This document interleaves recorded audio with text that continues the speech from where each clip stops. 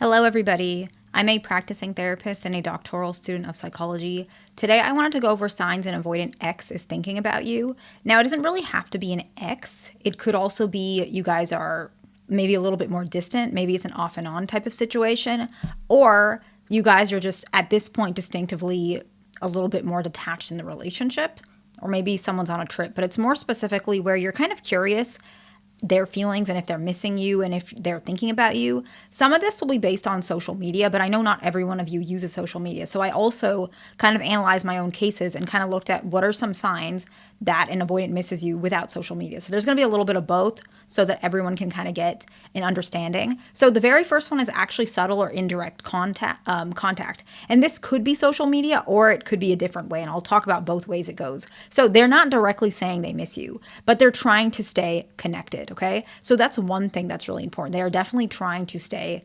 connected in some shape or form. And so usually it's going to be, this is a social media way, right? They like or react to your posts or stories. And a lot of times it's going to be more often, or what I see is they're starting to do this slowly and they start amplifying it and doing it even more. The frequency increases. And then once they feel a little bit more comfortable, they might even start reaching out. And you guys have even told me that in session, like you start knowing when your avoidant partner is going to come back when they start doing this again, right? And if you want to book a session with me, that's pinned in the comments. The next one is a similar to the indirect contact is sometimes they send those memes, right?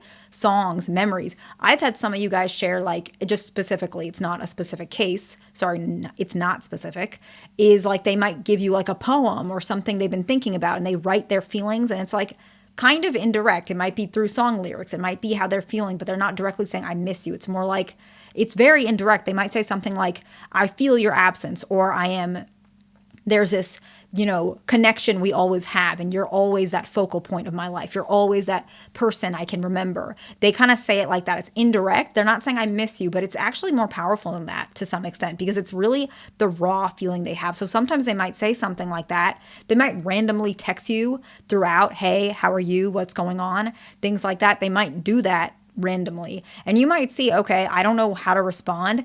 It depends on the case. I've had some of you guys, depending on the cases that you've told me, where it's appropriate to say something back just so that they know that you're still there. And then other cases where, depending on the case that you have, where it's not appropriate to respond. So I can't really specifically say that definitively on this video, but we can talk about that in session. But normally, there's a specific reason they're doing this. And it's not malicious typically. It's just they're trying to connect with you. Sometimes they need to know that it's no pressure, which is why you wouldn't respond. But other times it's like they feel bad and they want to know, can I come back to you? And that's when responding is really important because a lot of times avoidants want to come back, but they take longer to come back because they're embarrassed that they ran away from the start and they don't really know what to say because they know that conversation is going to happen at one point, but they just don't know when. But it's going to happen and they're uncomfortable about that, but they still miss you. And so you see that battle. And so the one not using social media is they might actually reach out to mutual friends about you. So they're kind of just trying to figure you out, trying to feel your connection. They're trying to see what's going on with you. And sometimes it's not even about trying to get in contact with you right away, even though it is eventually. Sometimes it's also how they're processing their feelings for you. They're talking about you a lot because you're on their mind. And that's why the next point is kind of important. They mirror your, not energy. They mirror what's going on in your life. And this one is strange, but I really think it's important. It's not because they're copying you. It's because you're on their mind. I'm going to give an example because it just will make more sense. Let's say, for example, you went on vacation and they heard about that, maybe online or through the grapevine or whatever y'all are doing, but you're no longer together or you're detached at this point. You go on vacation. They go on vacation eventually as well. You start buying new clothes, they start buying new clothes. Why is this happening? It's not competitive, okay? It's not like they're saying, oh, I'm over you and I'm trying to get back at you. That's not why. Because you're occupied in their mind, they're thinking about you. And so this is the best way to explain this. Hopefully it'll make sense. Okay. I don't know about y'all, but like anytime you see an advertisement, for example, I just saw like a video a couple days ago about like how the Cheesecake Factory makes how they make everything from scratch. And I was like, oh, I didn't know that. And then in my mind, I was like, I could go for some Cheesecake Factory. It's kind of the same thing. Because something's occupying your mind, you start getting inspired by it. It's like a great way for advertisement, right? This is kind of that way. Because you're in their mind, you're going on vacation, you're doing that. In their mind, they're thinking about you so much. So like, oh, I could kind of go on vacation too.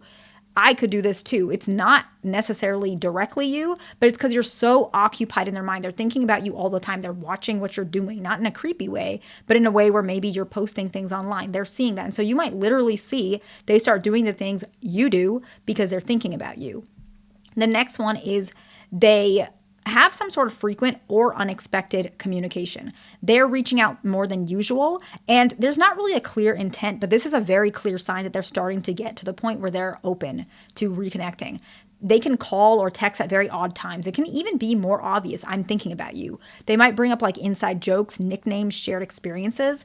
Nostalgia is something that you guys bring up a lot in these sessions, where they might say, remember when we A, B, and C, and then you guys will tell me that's when I knew he or she was going to come back. And that's when you book the call and you're like, now that we're back together, what do I do so that this doesn't happen again? That's a lot of times why you guys are calling me, right? Because you're trying to figure out, okay, I figured that this pattern out, I'm understanding the pattern, but how do I break that pattern? Because that's the difference, right? Sometimes it's like you don't know what's going on, but then when you do, you're like, okay, I understand the pattern, but how do we break this? And I've made videos about stuff like that before, but this is just an introductory that you can understand what's actually happening, because a lot of you guys, you're starting to get aware of this. They feel your absence and they're trying to reconnect. That's why I remember we did this type of thing. The next one is that they bring up you in conversations. They're talking about you to a friend.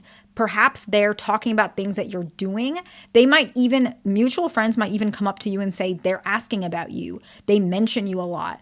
Okay, so this is the interesting part. Sometimes they say bad things about you. And it's not, hate and love are not the opposite, right? In fact, they're very close, right? They're not indifferent to you. They might even say, oh my God, she was so difficult, or he never let me be myself. But they're not talking about you because they're unhappy. It seems like that. It is unhappy, but they're unhappy with the outcome, right? I feel so frustrated. He was always, texting me all the time. I never got to be free. She's saying that because she's saying, I wish that he didn't do that so that we could get back together. That's partly why she's saying that. People complain about things because they wish the outcome turned out differently. And so when they bring up something about you, it is because they miss you. And the last one is actually they might show regret or vulnerability. I messed up. You were different.